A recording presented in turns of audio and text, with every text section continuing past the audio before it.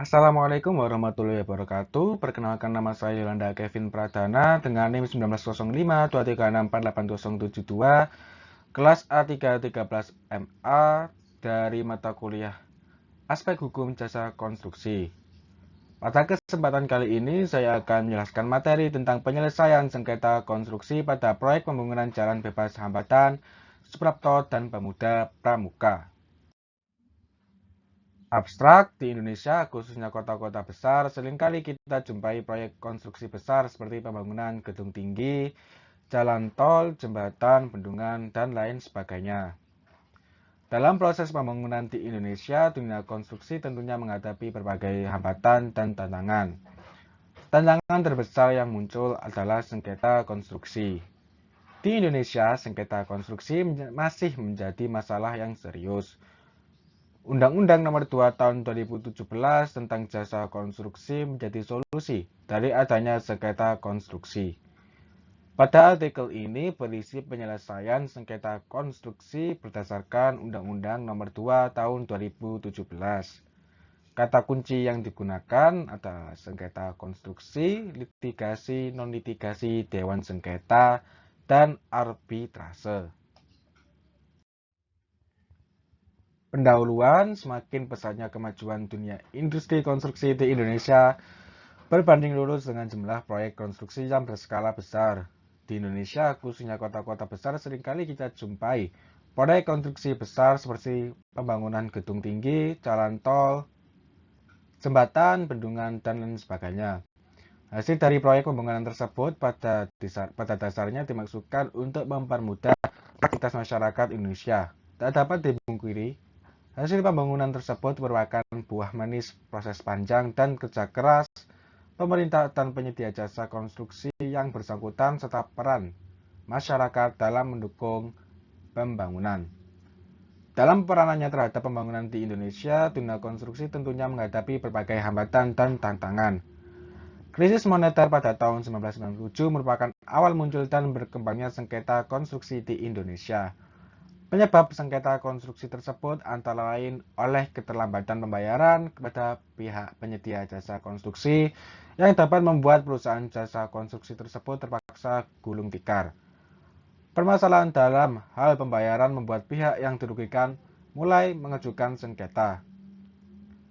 Secara umum, sengketa konstruksi merupakan sengketa yang terjadi pada kegiatan pelaksanaan suatu proyek konstruksi antara pihak pengguna jasa dengan pihak penyedia jasa.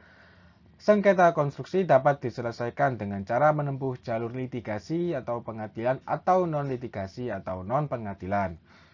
Penyelesaian sengketa konstruksi bersifat pilihan yang artinya para pihak yang terlibat sengketa dapat memilih sendiri jalur penyelesaiannya dengan cara mencantumkannya di dalam kontrak konstruksi. Kontrak konstruksi adalah bagian dari hukum perdata yang diatur dalam pasal 1313 KUH Perdata, di mana suatu persetujuan adalah suatu perbuatan, di mana satu orang atau lebih mengikatkan dirinya terhadap satu orang atau lebih. Pasal 1313 KUH Perdata. Maka dari itu, kontrak konstruksi bersifat mengikat secara hukum dan menjadi acuan bagi para pihak untuk memenuhi prestasinya. Untuk menyelesaikan sengketa konstruksi yang terjadi di Indonesia, pemerintah sebagai badan regulator membuat peraturan perundang-undangan yang terkait dengan bidang jasa konstruksi. Di antaranya adalah Undang-Undang Republik Indonesia Nomor 2 Tahun 2017 tentang jasa konstruksi. Peraturan Presiden Republik Indonesia Nomor 16 Tahun 2018 tentang pengadaan barang atau jasa pemerintah.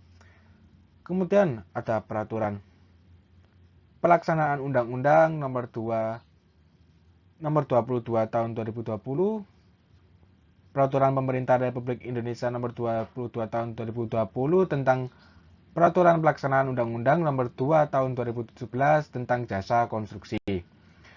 Peraturan perundang-undangan tersebut digunakan sebagai dasar hukum dan acuan dalam kontrak konstruksi sebagai pegangan untuk menyelesaikan sengketa konstruksi di Indonesia.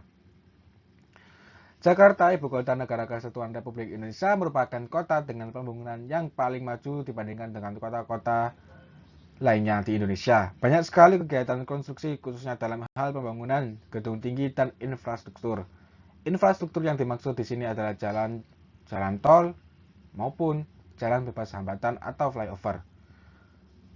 Pada artikel ini, penulis akan mengangkat kasus pembangunan infrastruktur di Jakarta, tepatnya pada proyek pembangunan jalan pada flyover Suprapto dan flyover Pemuda Pramuka, yang mana proyek tersebut merupakan proyek dari Departemen Pekerjaan Umum. Dalam kasus ini, pemerintah Departemen Pekerjaan Umum sebagai pihak pengguna jasa dan PT Hutama Karya sebagai pihak penyedia jasa. Kedua pihak tersebut terlibat dalam sengketa konstruksi. Pembahasan sengketa konstruksi pada Undang-Undang Republik Indonesia Nomor 2 Tahun 2017 untuk tahapan-tahapan penyelesaian sengketa konstruksi dapat dilihat seperti pada gambar. Jika terjadi sengketa konstruksi, cara penyelesaian secara bertahap melalui musyawarah, mediasi, konsiliasi, dan arbitrase. Jika tahap musyawarah sudah tercapai titik terang, maka tidak perlu dilanjutkan kepada tahap mediasi. Namun jika pada tahap musyawarah tidak tercapai titik terang, maka perlu dilanjutkan ke tahap mediasi. Dan jika tahap mediasi belum menemui titik terang juga, maka akan dilanjutkan ke tahap konsiliasi. Dan jika tetap belum mencapai titik terang juga, maka akan dilanjutkan ke tahap arbitrase. Jika dengan cara yang tersebut di atas belum berakhir juga, maka akan ditempuh dengan jalur litigasi atau pengadilan. Untuk mediasi dan konsiliasi sendiri dapat digantikan oleh Dewan Sengketa. Perkara ini diajukan oleh PT Hutama Karya sebagai pemohon dan mengajukan pemerintah Indonesia Departemen Pekerjaan Umum sebagai pihak termohon. PT Hutama Karya mengajukan perkara ini berdasarkan ketentuan yang terdapat pada Addendum nomor 10 yang dibuat pada tanggal 30 Juni 2018 berisikan mengenai pilihan penyelesaian sengketa melalui forum Dewan Sengketa dan Arbitrase di Badan Arbitrase Nasional Indonesia. Agar permasalahan sengketa kontrak konstruksi proyek pembangunan jalan pada flyover Suprapto dan flyover Pemuda Pramuka lebih mudah dipahami, berikut merupakan ringkasan runtutan peristiwa yang terjadi dalam proyek tersebut. Pertama, PT Hutama Karya Persero memperoleh haknya sebagai penyedia jasa dalam proyek setelah menang lelang dengan harga 128 miliar 315 juta 103.000 pada tanggal 26 Mei 2018. Pada tanggal 20 Juni 2018, pimpinan proyek manajer dari Departemen Pekerjaan Umum Direktorat Jenderal Bina Marga mengeluarkan Letter of Acceptance atau LOA to Project Manager of Roads and Bridge Development Project Metropolitan City Jakarta Region. Surat ini menerangkan bahwa sumber dana yang digunakan dalam proyek tersebut berasal dari pinjaman luar negeri atau loan pemerintah Jepang melalui JBIC. Kemudian pada tanggal 26 Juni 2018 ditandatangani dokumen kontrak oleh PT Hutama Karya sebagai kontraktor atau penyedia jasa dan proyek manajer, pimpinan proyek sebagai perwakilan dari pemerintah Republik Indonesia selaku employer atau pengguna jasa. Kemudian yang keempat, dalam perjalanan proyek ini PT Hutama Karya Persero mengajukan klaim kepada pemerintah Republik Indonesia melalui Departemen PU berupa biaya-biaya yang harus ditanggung akibat keterlambatan pembebasan lahan pada lokasi proyek konstruksi tersebut. Terhadap klaim tersebut, Departemen PU berusaha untuk mengakomodirnya sesuai ketentuan yang berlaku. Kemudian yang kelima, pada tanggal 28 Desember 2018 dilakukan serah terima pertama atau professional handover dari kontraktor kepada employer. Dengan adanya PHW ini, maka pekerjaan konstruksi dianggap telah selesai.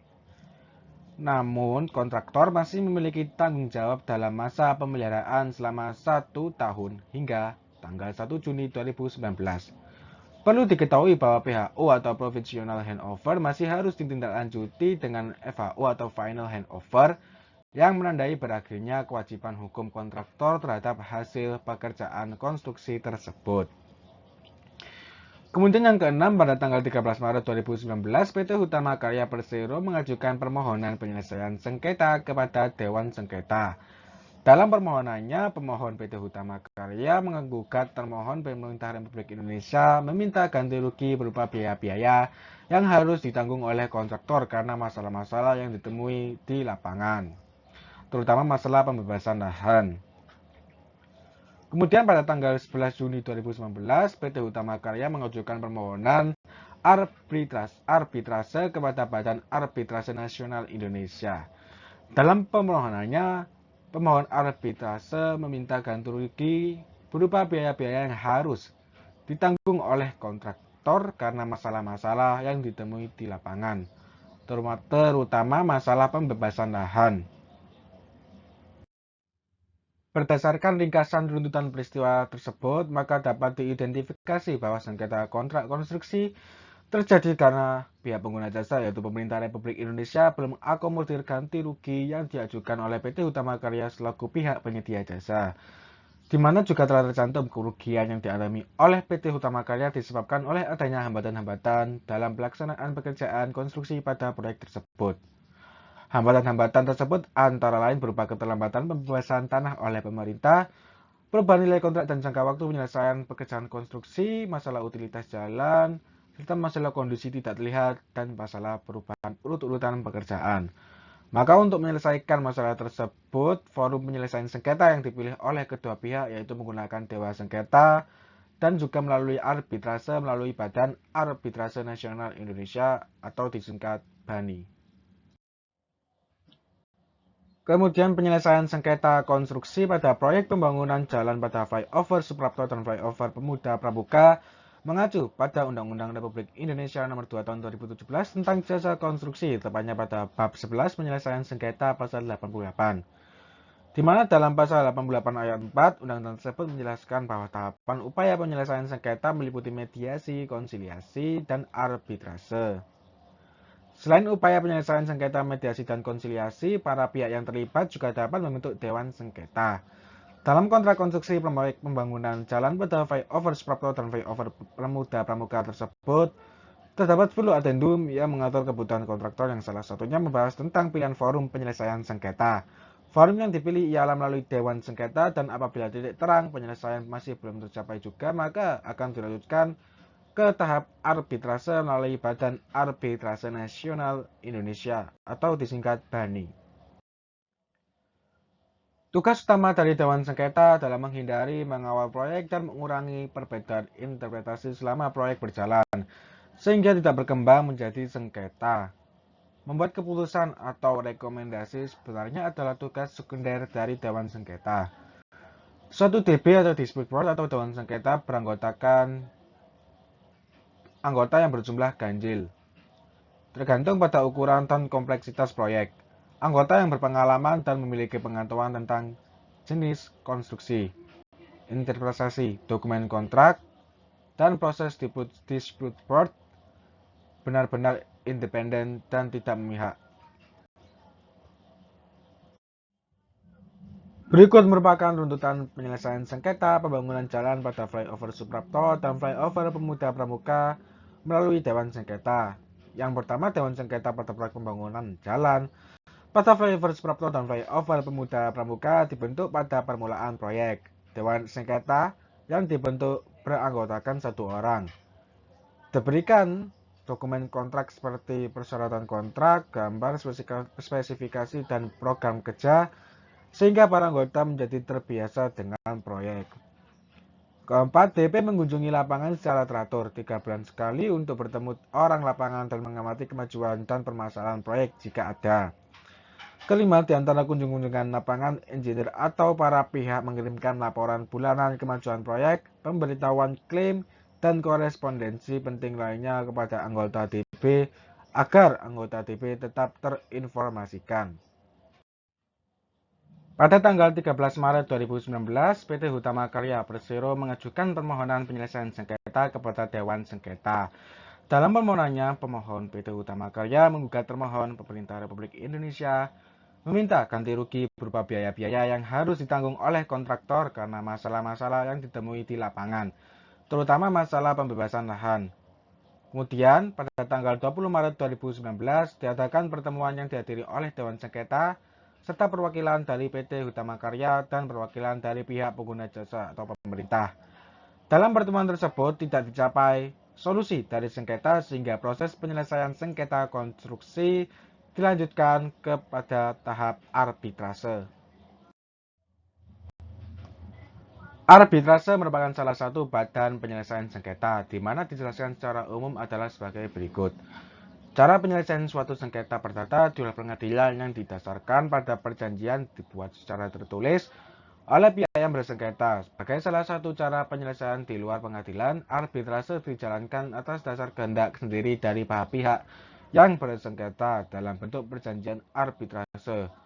Pengertian perjanjian arbitrase adalah suatu kesepakatan berupa klausula arbitrase yang tercantum dalam suatu perjanjian tertulis yang dibuat para pihak sebelum sengketa atau suatu perjanjian arbitrase yang dibuat para pihak setelah terjadinya sengketa. Apabila para pihak memilih penyelesaian sengketa melalui arbitrase setelah sengketa terjadi, maka persetujuan mengenai hal tersebut harus dibuat dalam perjanjian tertulis yang ditandatangani oleh notaris. Jika para pihak telah membuat perjanjian arbitrase, maka pengadilan negeri tidak memiliki kewenangan untuk mengadili sengketa para pihak yang telah terkait dalam perjanjian arbitrase. Dan para pihak yang bersengketa tidak lagi berhak untuk mengajukan penyelesaian sengketanya atau beda pendapat yang termuat dalam perjanjiannya ke pengadilan negeri. Pengadilan negeri wajib untuk menolak dan tidak ikut campur tangan dalam suatu penyelesaian sengketa yang telah ditetapkan melalui arbitrase.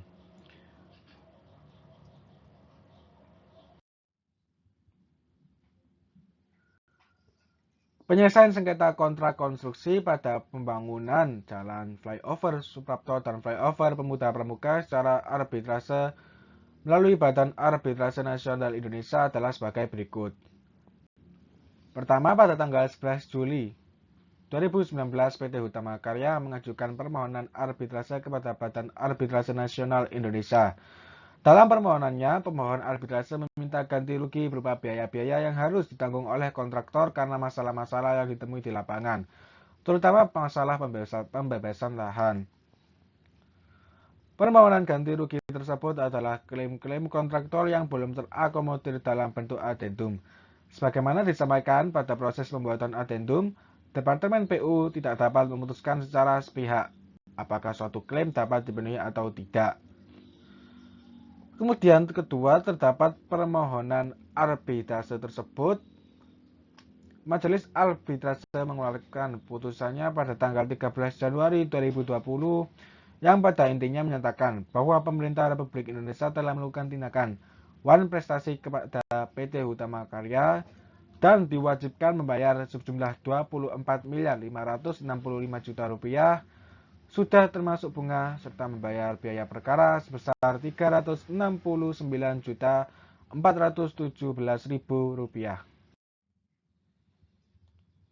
Perkara ini diajukan pada tanggal 11 Juli 2019 dan telah memperoleh putusan oleh Majelis Arbiter Bani pada hari Selasa tanggal 13 Januari 2020 dan telah dibacakan di hadapan kuasa hukum. Pemohon dan termohon di kantor Bani, Gedung Wahana Gera Lantai 2, Jalan Mampang Perapatan Nomor 2, Jakarta Selatan oleh Majelis Arbitrase. Adapun putusan pada intinya adalah sebagai berikut. Mengabulkan permohonan pemohon untuk sebagian, menyatakan termohon telah melakukan ingkar janji atau wan prestasi, menghukum termohon membayar kepada pemohon uang sejumlah Rp24.565 juta sudah termasuk bunga dan menghukum termohon untuk membayar kepada pemohon biaya arbitrase dalam perkara ini sebesar Rp369.417.000. Kesimpulan, jika terjadi sengketa konstruksi, penyelesaiannya secara bertahap melalui musyawarah, mediasi, konsiliasi, dan arbitrase. Tahap mediasi dan konsiliasi dapat digantikan melalui Dewan Sengketa. Penyebab timbulnya sengketa konstruksi proyek pembangunan jalan pada flyover Suprapto dan flyover Pemuda Pramuka dikarenakan PT Hutama Karya selaku penyedia jasa konstruksi merasa dirugikan akibat adanya hambatan-hambatan dalam penyelaksanaan pekerjaan konstruksi yang mana hambatan-hambatan tersebut antara lain keterlambatan pembebasan tanah oleh pemerintah, perubahan nilai kontrak dan jangka waktu penyelesaian pekerjaan konstruksi, masalah-masalah utilitas jalan, dan masalah kondisi tidak terlihat, masalah perubahan urut-urutan pekerjaan jalan. Penyelesaian sengketa yang digunakan di sengketa kontrak konstruksi proyek pembangunan jalan pada flyover Suprapto dan flyover Pemuda Pramuka melalui jalur non-litigasi, yaitu melalui Dewan Sengketa dan Arbitrase yang diajukan oleh PT Hutama Karya sebagai pihak penyedia jasa kepada Badan Arbitrase Nasional Indonesia. Keputusan dari BANI menyatakan bahwa pihak pengguna jasa yaitu pemerintah termohon telah melakukan tindakan prestasi kepada PT Hutama Karya dan diwajibkan membayar jumlah 24.565 juta rupiah sudah termasuk bunga serta membayar biaya perkara sebesar 369.417.000 rupiah.